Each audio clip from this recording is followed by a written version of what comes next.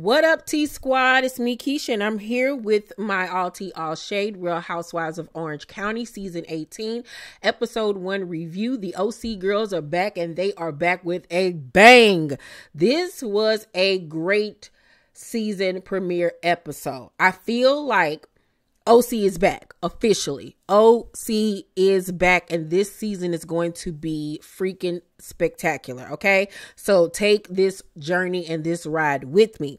So we begin with it being 10 days after season 17's reunion, and Shannon got the DUI. And so we all know what happened with that. 5 months after the DUI, filming begins for season 18.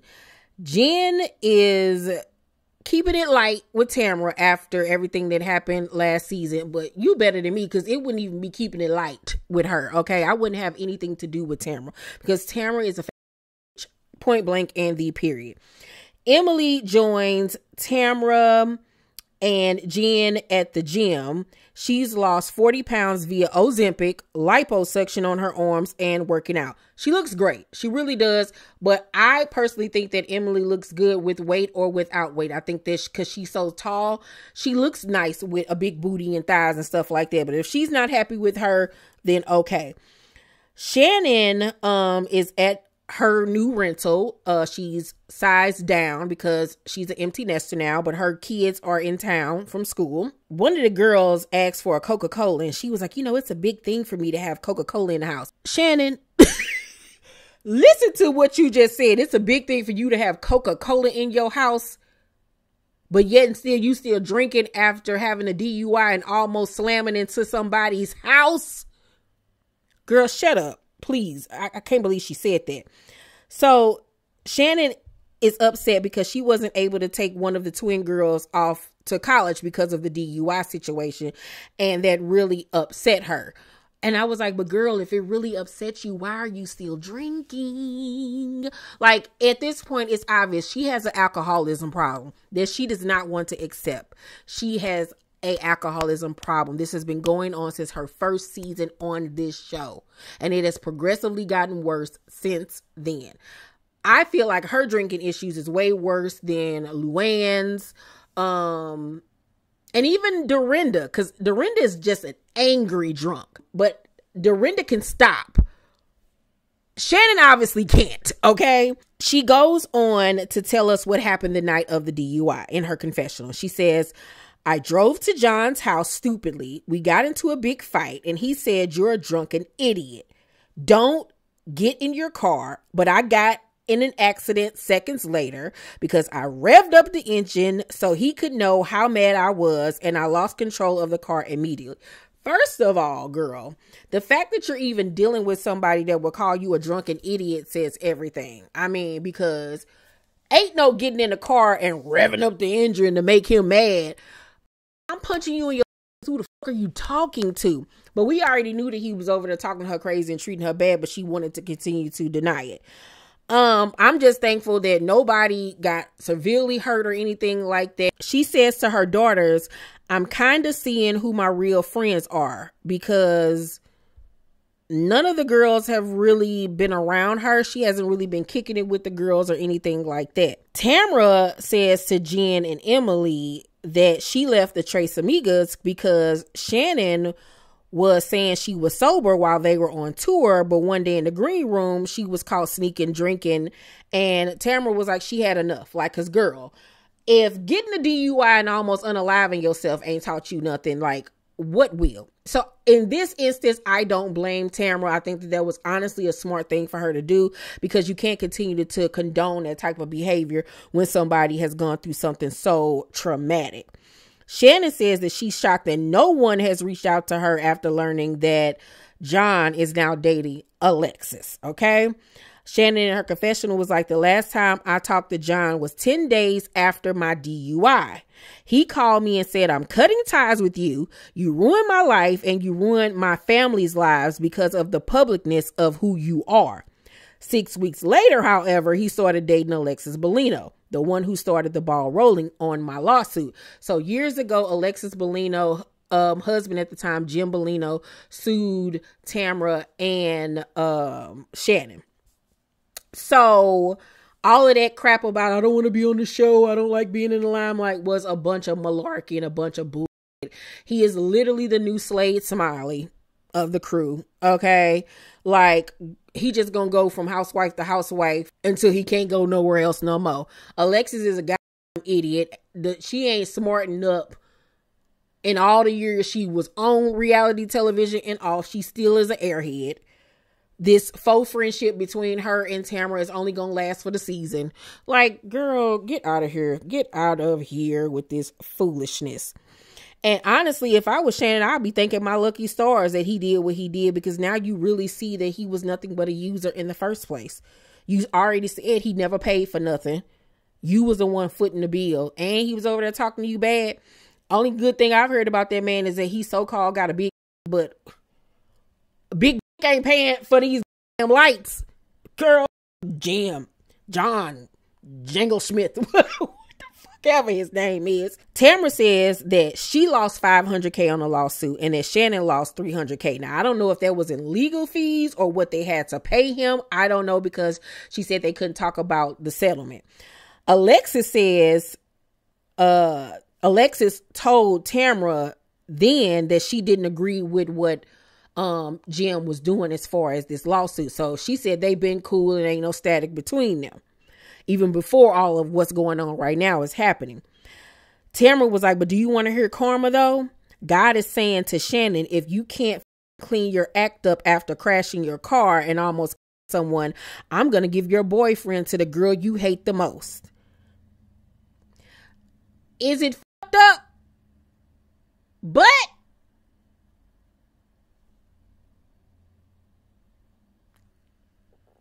kind of true. It is kind of true, because it's like you keep on spitting in my face, little girl, so I'm gonna really hit you where it hurt until you start listening to me and obeying me, okay? And things aren't going to get better for Shannon until Shannon finally deals with Shannon. I don't know what is wrong with Shannon. It's more than just weight or feeling insecure. That lady got some deep-rooted stuff that she honestly needs to deal with emotionally. I don't know how her childhood was, but none of this just came from that previous marriage of hers. She was cuckoo for Cocoa Puffs before then. Had to have been. And she needs to deal with that, and she needs to deal with her drinking. Shannon says that to her girls that basically she ain't no punk, and that she ain't got no problems with confronting Alexis. Like, she ain't want no static, but she got to address the elephant in the room. And I don't blame her, because we were co-stars with one another. You know, this was my man, and now you going around and dating him. Like, kind of is that? You thirst bucket girl. So Heather and her husband Terry have bought a $16 million home in Beverly Hills. Once again, I do not understand why Heather is not on Real Housewives of Beverly Hills. I don't understand it. She doesn't even live in the OC anymore. It's just so stupid. It really honestly is. They still have their penthouse in LA, and they have another penthouse in Balboa Bay, which I guess is like in the OC, so they can still have a place to stay when she got to come down there and film. They're about to spend $10 million on renovating the $16 million house that they just bought. Because when I saw that house, I was like, I know good and well Heather ain't staying up in that house with that late ass hardware and everything going around the house. I was like, that house is ugly. But they're going to literally demolish it down to the studs and rebuild it. Now, mind you, this is an old Hollywood home. A lot of old Hollywood celebrities and stuff have stayed there. It has a lot of nostalgia, but Heather don't care. Heather's gonna take it down to the studs and rebuild it again. I was like, they just love a project, honey. Heather tells Terry that she's gonna throw a party at the Balboa penthouse, and she's in a better place with the girls, but cautious, especially when it comes to Tamara. I mean, you got to be, because we already know how that go. Gina visits Emily and says that Shannon was caught with a basket full of alcohol at the grocery stores by a mutual friend of theirs. And she was like, you know, I just can't believe, you know, she tortured me over the last few years for helping me with my DUI, for her to turn around and get one of her own. Like, look at God. God don't like ugly. And that in this case is 100% true, because Shannon would not let that shit go for nothing. And now look, yours was worse than hers. Now you got to carry that scarlet letter. And Gina could really be a bitch about it and be like, aha. Like, join the DUI club. But I respect the fact that she ain't even taking it there with Shannon. But she would have every right to. So then she goes on to talk about how she can't deal with Travis' ex-wife anymore. I guess, well, not even ex-wife. They're still married. They're still married. She's making his life a living hell. They living in that small ass house with them and the 6 children between them. They need a bigger house, but she says that they cannot afford a bigger house together. I'm like, what? What you mean you can't afford a bigger house together? He worked, don't he? You work on the show. Now you're doing real estate. At this point, with her being like 5 years in on this show, I know for a fact Gina is at least pulling in, at the bare minimum, at least $300,000 to $400,000 a season. That's at the minimum. So I'm like, girl, where's your money going? Like, what's going on over there? I'm not understanding how y'all can't get a house, a bigger house together.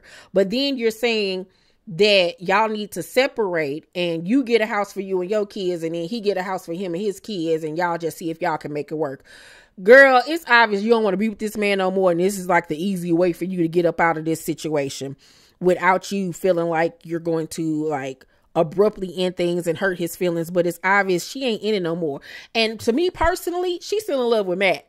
You can't tell me she ain't still in love with Matt, honey. Matt then got his shit together. He over there with that new girl. If Matt came back to her right now and said, I want to do things over, I'm going to treat you right, I'm going to do better by you, I think she would 1000% go back to Matt.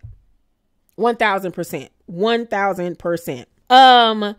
So Jen, it just gets worse and worse for this girl, is being evicted out of the rental house that Gina got her in, mind you, because apparently her husband no longer works for her family's business, and he was the one that was supposed to been taking care of her rent. She finds out that he had been delinquent on payments and that now she's $24,000 behind on rent. She not making enough money to pay it off. She don't have the money. She says that her yoga studio ain't bringing in the money like that. Like, she's teaching people $50 a piece for, a class. Girl, if you don't close that yoga studio and sell that and be on about your way, okay? Because I'm pretty sure that like newbies on the Housewives probably get maybe like $10,000 an episode. They ain't bringing in the bucks like that. So after taxes and paying folks, your publicists and your management and all of that stuff. So it's honestly understandable why she wouldn't have the $24K to pay this off. And she got 50 million kids. So it's very understandable. But she says that her father been helping her, and I guess her man Ryan been helping her or whatever. He was like, why don't you and the kids just move in with me? And she was like, I don't know if I want to do that, because what if things don't work out? And then I'm right back where I started. And he was like, look, I got you. I love you. We're building a life with each other anyway. Move in with me. So she's hesitant, but she agrees. And lo and behold, with everything that's going on with him and this scandal that he's involved in with like money laundering and scamming and all type of stuff, it looks like what she feared is happening. And I'm like, Jen, girl, if you don't get your life in order, if you don't get it in order, girl, if you got to go work at the local Kroger's, you better go do what you got to do. Okay? Because this don't make no sense. Heather meets with Emily and lo and behold, Alexis. And Alexis explains how she and John met. She says that she was at the Quiet Lady. That name for that restaurant is so hideous. Who would name a restaurant the Quiet Lady? What does that even mean? What they got to do with food? I'm so confused. But anywho, she says she was at the Quiet Lady at her booth, and John came and sat down in her booth. They had instant chemistry. They got to talking, and it went on from there. Girl, he saw you and planted himself next to you to get in where he could fit in, and you so got dumb and gullible, you fell for this. It wasn't kismet. That nigga knew what the he was doing. He was plotting on your dumb ass. She confronts Emily on calling John a douche on the Two T's in a Pod podcast and says that it hurt her feelings. You've been knowing and dating this at this point for like a month. How the f does it hurt your feelings? And how the hell you think you about to confront me about something I said about somebody you barely know? What, Alexis? Girl, Emily is better than me because I would have cussed Alexis ass the f out. And then she gonna go on and say, where did you get your information about John from? Who, Shannon? And she was like, yeah, I was there to witness this. I've been hearing things from Shannon for forever. Like, what the fuck? Like, huh? So Alexis was like, are you going to trust a drunk who just got a DUI? You've never heard John's side. Well, first of all, let's not do that. Let's not do that. Shannon got a lot of shit with her, but don't sit up there and bring that DUI into what's going on or what happened in their relationship because you weren't there. You're taking the side of somebody that you just met a few weeks ago. So of course he gonna tell you what you want to hear. He not gonna tell you that, yeah, I was a dick to her. I used to talk about her, calling her fat and saying this, that, and the third. Yeah, I was mooching off her. Sure, he's gonna tell you that. Alexis, shut the fuck up. If you don't get your life and have several, girl. So Tamara films with her daughter Sophia after 10 years because remember her ex-husband wouldn't allow Sophia to be on the show. But now she's of age and she can be on the show. So, the daughter act just like her to me. She say the daughter don't act like her, but I think she act just like her because she got a smart mouth just like her mama. So her and Tamara go and get tattoos and here go Tamara talking about, you know, I just pray that Sydney, her other daughter, will come back to the family even though, you know, I know she doesn't want to have anything to do with us right now. And the daughter just looking at her like, I told you I wasn't talking to you about this on camera. And she even says, I'm not talking about this. I'm not talking about that. Just like when y'all was in the car and you tried to bring up your ex-husband, her daddy, and she was like, I'm not talking about that. Like, Tamara, like there is no fucking line she will not cross, even with her own goddamn kids. This don't give a fuck. She is so cutthroat. It is sickening. Like you still out here trying to exploit your damn kids and then you wonder why your ex-husband didn't want them filming with you because of shit like this. The girl already told you she wasn't talking about her father. And you know damn well if she ain't talking about her daddy, she ain't gonna talk about her sister. What is there to talk about? She don't even talk to none of y'all per what you just said. So let's not do this. And then she get to doing that fake crying as she always do where no tears are ever produced. Tamara is the devil. Literally the devil. So Gina tells Travis that there's a house available that she gonna go look at. And he doesn't want to separate, but thinks that they should because basically it's what she wants. And he is literally holding back tears. That man is going through it. Okay. She started crying. He started crying or whatever, but you can tell she's at the end of this relationship, but don't know how to break it off. And he knows that as soon as they separate, this shit is about to be over. And that man is truly hurt. But I think that either she's out, what's the word? She's outgrown the relationship, or maybe she don't need him financially no more and she's trying to get away. I don't know, child. She say she love that man, but I think she love him as a friend. So it's the day of Heather's party. And as Tamara's getting ready, Eddie tells Tamara not to get too close to Alexis Bellino because even he know that this little thing that they got going on is some bullshit. And I was like, child, after this season, they will not be friends no more. So, girl, bye. She only befriending her because she mad at Shannon and she want to hurt Shannon too. That's the same little shtick she been doing, child. So we're introduced to a new girl by the name of Katie. She's either Asian, Japanese, Chinese, whatever. And she's introduced to us via Gina because Gina actually became her real estate agent. She met her through Sutton because Sutton and Katie are cool and Sutton hooked her up with Gina. Okay. Katie says that she met Heather before, but this is the actual first time that she's ever spoken back to her. I was like, here we go again, Heather, with people saying that you are in real life and you're a snob. So it looks like they're going to have some beef this season. Tamara tells Emily that she wants to hear about the lunch that she had with Shannon. So they give us a flashback scene of Emily and Shannon linking up, and she asks Shannon, is she still drinking? And she was like, you know, I'm at a 2-drink minimum. And Emily was looking at her like, I know you lying. And then you gonna say it on camera? like, what? Emily, of course, in the past has always kind of like had some type of issue when she comes to Heather's party, because she just has this thing with Heather where she is just fixated on her. I don't know what it is. I don't know if she looks or searches for Heather's approval, and because she doesn't get it, she decides to like shit on everything that Heather does. But she's given an espresso martini and she spits it out back into her drink. It says that it's disgusting, but then says, oh, I'll go ahead and drink it. I drink behind my dog. And I was like, you trifling nasty big you.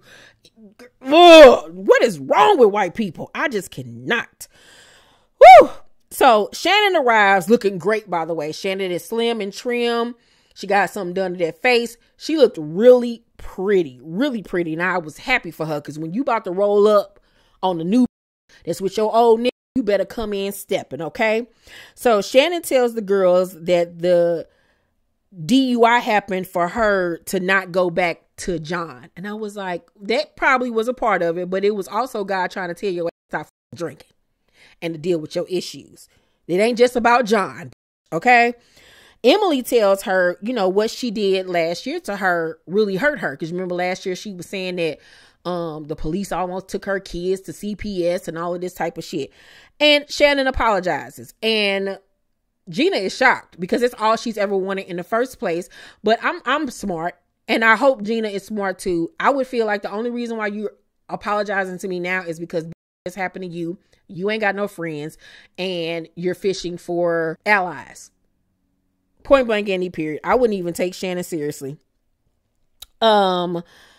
So Gina was like, you know, I'm really protective over you. Like, she really feels bad for Shannon. Like, really, she's the only person that is seeming like she cares about what's going on with her right now. So Shannon asks Alexis to speak, and they go outside, child, and they had a little one-on-one confrontation. Everybody's at the window trying to listen, trying to hear and see what's going on. And Gina is disgusted by this display, because she was like, why are these two women fighting over that? Make it make sense, because it does not. Okay. Shannon says, you know, that she got an issue with Alexis because she's a part of the lawsuit that her and Tamara was involving Jim Bellino. She was like, you are the one that sent us the cease and desist letter. She said your signature was on the cease and desist. Alexis denies this, said that it didn't happen. She didn't have anything to do with it. They were already separated, divorced, or whatever at that point. Alexis says that the real reason why she's mad is because she got her man. And just to be real, you mad about that. And she was like, and if I did sign my name on this cease and desist letter, show me the proof. Show me the letter. And Shannon, by God, you better have fucking proof. You better have the proof. Okay? You better pull it out and you better show it. What's her name? Shannon was like, girl, it is not over no dang on John. This is about the lawsuit. You know, I came out of $300,000 or whatever the case may be. And Alexis was like, I ain't trying to hear what you got to say. You just mad. There's the door, Shannon Bador. I was like, girl, don't you ever say that dumb again. And you could tell, like, she had been rehearsing in the mirror, girl. And I was like, that's what you came up with, that old nursery rhyme. Alexis, get out of here. Get out of here. I was happy, though, that Shannon didn't really raise her voice and didn't get all riled up or anything like that, because it really wasn't necessary. I mean, the girl was already walking around looking like a bottle of Pepto-Bismol. So it really didn't matter. And don't nobody want John Jansen, Johnny J, as she calls him. Like, girl, I cannot. It makes me want to gag. But the OC girls are back. I thoroughly enjoyed the season premiere. I give it an A. I'm looking forward to this season. I'm looking forward to doing reviews. I think that this season is going to be one of OC's best. If you watched it, let me know what you thought about the season premiere episode. If you have not, make sure you do, because it was great, okay?